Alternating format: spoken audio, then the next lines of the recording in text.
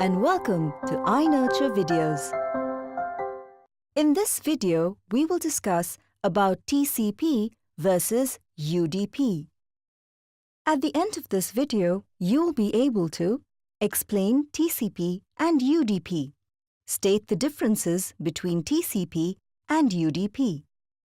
TCP and UDP are Internet protocols used for sending bits of data known as packets over the Internet. These both build on the top of the Internet protocol. Suppose you are sending a packet via TCP or UDP to the IP address. This packet is sent from your computer from intermediary routers to destination.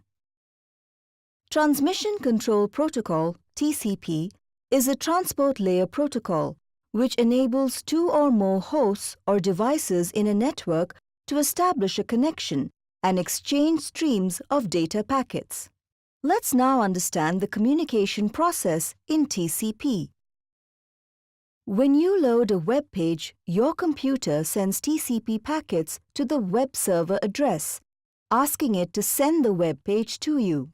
Web server responds by sending stream of TCP packets to form a web page and display it to you. Now, if you click on the link and sign in, and if you post any comment, then web browser sends TCP packets to the server and the server sends TCP packets back.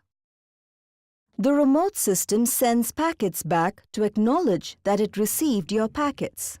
TCP/IP is all about reliability of packets sent with TCP are tracked so that no data is lost or corrupted in transit. This is why file downloads don't become corrupted even if there are network hiccups.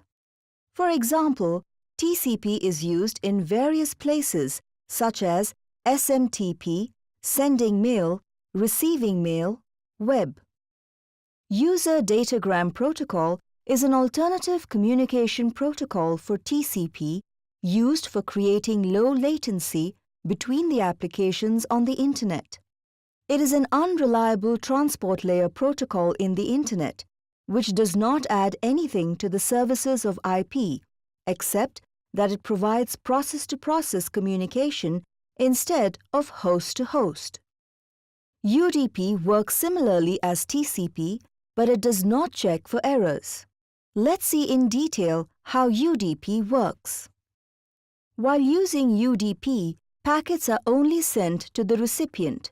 The sender won't check whether the recipient will receive the packets or not. It will continue sending other packets. If you are the recipient and miss the packets, you are not supposed to ask the packets again. UDP is used only when speed is desirable and error correction isn't necessary. For example, UDP is frequently used for live broadcasts and online games. Let's now understand the difference between TCP and UDP. TCP is connection-oriented, wherein the data sent is dependent on the connection. If the connection is lost during the process, then the server will request again for the lost part. On the contrary, UDP is a connectionless protocol.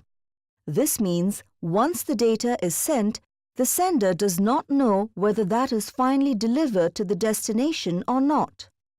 In TCP, the data is sent according to order.